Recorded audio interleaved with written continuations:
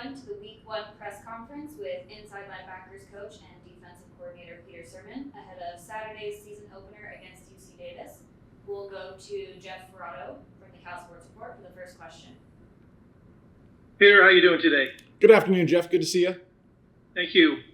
So a lot of changes on your side of the ball. Can you give us a sense of what you want to see on Saturday, what improvements you're hoping will take place with all the changes you've made? Yeah, I guess big picture, Jeff, it's the things that are what we consider like prerequisites. It's the toughness and the effort. I like to see a group of 11 guys playing with just tremendous effort, as physical as they physically can. And then on top of that, we need to see the execution. And I think that's where we need to take a tremendous stride. In the offseason, we've talked about it on defense and with our guys, we're calling it an action gap. Okay, and that's the space between knowing and doing. And we need to shrink that space because I think the guys know what to do, but in critical situations or in times that we're not quite doing that, we've tried to identify what's preventing us from understanding what we do and then executing it in crucial moments. You haven't seen them play against somebody else yet. Are you eager to see what it looks like when you're not playing against your own guys? We are. There was some DBs actually talking today during stretch, just talking about the excitement of, hey, this weekend we're not playing against our offense in a scrimmage, but we're getting some new faces and get an opportunity to go out there and compete as a group for the first time. Thank you. All right, we'll go to Steve Croner from the SF Chronicle. Morning, Peter. Morning, Steve. How are you? I'm doing okay, thanks. Hope you're doing well as well. I am, thank you. I saw the Golden Era video that you guys put out, and you were in it. And kind of following up on what you just mentioned to Jeff, you said something, if I'm paraphrasing, but not by much, the defense isn't necessarily what type of defense we employ, whether it's 4-3 or 3-4 or 4-4 or whatever. It's really the makeup and the character of the 11 to 22 guys who form that defense. Obviously, you don't know that now as well as you'll know it at the end of November, but what do you think it's going to be off of camp? I think we have a group of tremendously prideful guys. I think they're going to play with really great effort. I think we're going to be proud of the effort in which they play. And we've talked about, linebacker room, I'll say sometimes it's not the pressure, it's the people. And I think that's ultimately what you always want to fall back to is guys having really extreme ownership of their 1/11th, of what they can bring. And guys that have the ability to impact others are the guys that end up being the leaders and guys being that really set the tempo for the group as we practice, as we take the field, as we take really our identity going into the season. But you're exactly right. It's what's that collection of people, and until I actually see it, I think that's what it's going to look like. But until you see it in the fire, those guys are really holding the proverbial pen on how they want to write their story. All right, Jim McGill from Bear Insider. Hey, Peter. Obviously, the transfer portal and JC transfers have impacted the defense over the last few years. But this year in particular, it seems coming into fall camp that a lot of portal guys and JC guys are poised to make a big impact on the defense.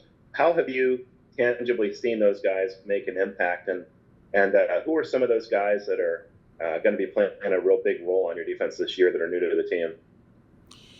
The guys that are coming through via transfer portal in junior college now, I think all of them are bringing improved maturity into college programs. I think, 10 years ago, if somebody transferred, there might have been some context to maybe why they transferred.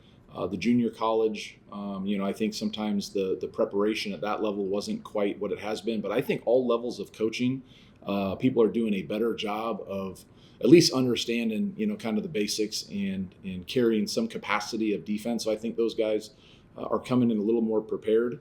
But the guys that are coming in right now, I think we're excited about rolling through about 6 guys up front in the interior defensive line.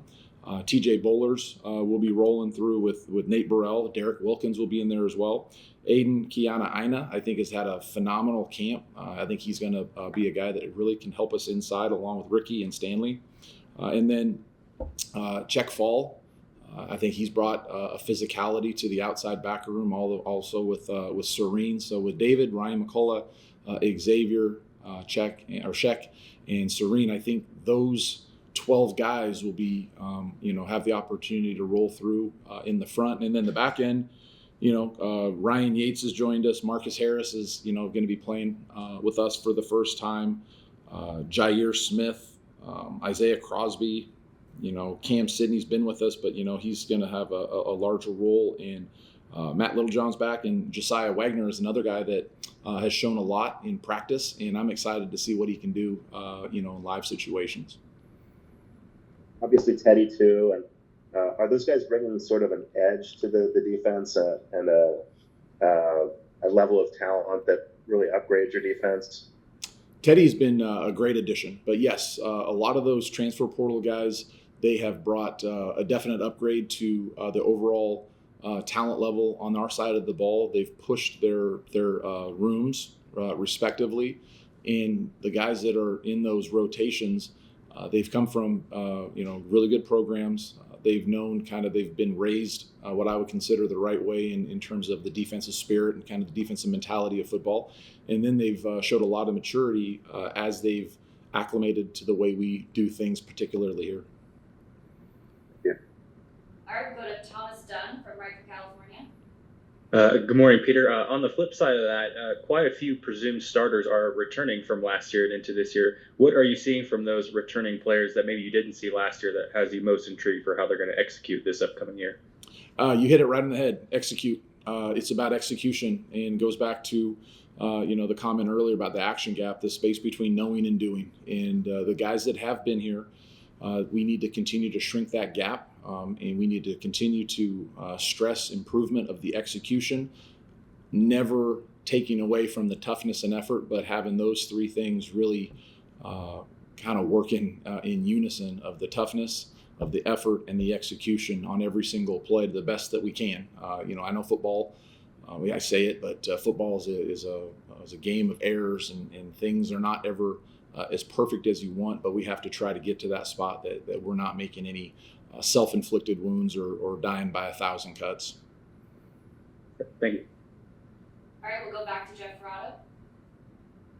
Peter, can you talk about what you expect from the UC Davis offense? They obviously, their coach, obviously, but they got a running back, Lon Larison, who's that Big Sky preseason player of the year. Got a quarterback, I think he started every year. He's thrown a bunch of touchdown passes. What do you see when you watch them, and what do you expect from them? First of all, I know Coach Plow is going to do a phenomenal job getting them prepared. He's a great play caller. He does a fantastic job of game planning. You go back in years that we've played Davis, I think Tim did a fantastic job of formations, of route concepts, of mixing in tempo. So I'm got a ton of respect for what he is going to bring to their offense, his kind of personality, his style of play. So we're prepared for everything. He has a significant understanding of what we do on defense, having been here. And, Coach Plow and I talked quite a bit, offense and defense. So maybe I talked probably too much, knowing that we might be playing him in the future. But he's going to have a great team. And the running back, I think, is fantastic. In the linebacker room, we watched his highlights of some of his plays, his contact balance, his ability to get vertical, to run through tackles. He's a very, very impressive player, and he is definitely somebody that we know is going to be a significant challenge. And the quarterback, anytime you have a quarterback with experience and touchdown throws and knowledge of the game, that's also another weapon that he'll have on display. If I could ask you a follow-up, you mentioned briefly Teddy Buchanan, who obviously comes from there. What has he shown you so far since he's gotten to campus that you confirms that he's the guy you wanted him to be? Teddy's continued to be very mature. He's done a great job of learning the system. He's been exceptional in the meeting room, asking the right questions. UC Davis really give him nothing but props, and they did a fantastic job of raising a football player. His maturity, his attention to detail, all the things that that I consider learned behavior from a program. He's exemplified them. So to what UC Davis did to develop him, hats off to them. We'll go back to Steve Kroner. Yeah, Peter, kind of a big picture question. Your defense was among the best in the conference, certainly for the first few years, and took a dip the last couple of years. How much of that was performance related to yourselves, and how much of that was going against Caleb Williams and Bo Nix and Michael Penix and that group? I think it's probably twofold, Steve. I kind of took a pretty significant dive into some of the statistics of defense really in our conference last year, and with the proliferation of the offensive side of the ball, statistically there wasn't a lot of good defensive football played in the Pac-12. I think, if I remember correctly, I think 4 of the top 5 pass defenses in America all came from the same conference.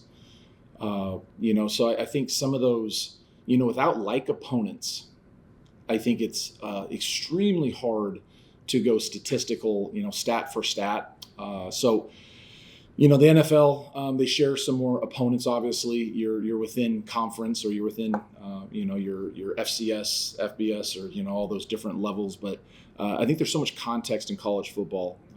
But I do know for sure that the offenses from our first couple years here to what they have been the last couple years, and then you pop on the NFL preseason, and those same guys that we were struggling to stop, the other guys are struggling to stop as well. So it doesn't make you feel any better, but there's been a proliferation of really, really talented quarterbacks, all via portal, which, we didn't have that influx, early in in Justin's tenure here. All the kids were homegrown. They weren't matriculated in from other areas. And I think what they've done is the schools have done a great job of surrounding those players with really good talent, attracting those players. And it's made it extremely more challenging to play good defense than it was in the first couple of years in the conference. Thank you, sir. We'll go back to Jim McGill. Hey, Peter, you've had a solid number of years now with the program as defensive coordinator. How does this year feel different on your side of the ball?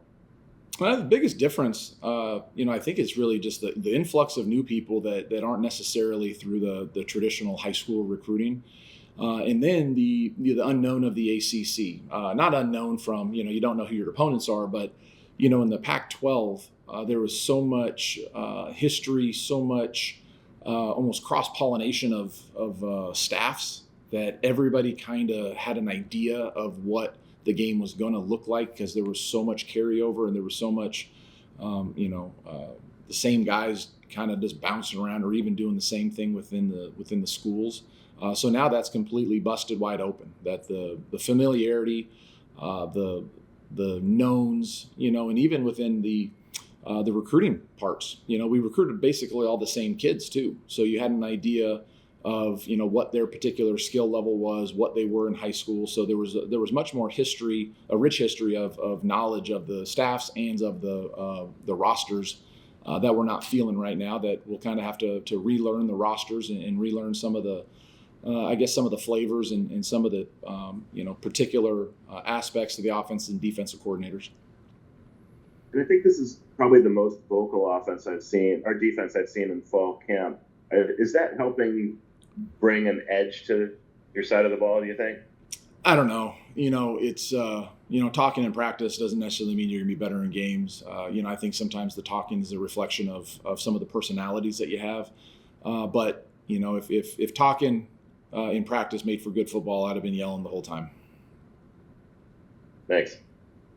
All right, we'll take the last question from Cody Henderson from League Winners. Hey, Coach. Quarterback Marcus Harris has a ton of experience in his career so far. But besides his experience, what else does he bring to the secondary? Well, he gives us the opportunity, for he and Noel. I think they both possess really good man-to-man skills. Marcus, I think, runs extremely well. He's got some ball skills. He can track a ball in the air. And he's been, the experience and, top that with his movement ability and his consistency and what he's been in spring and summer camp. That's what I've been most pleased about.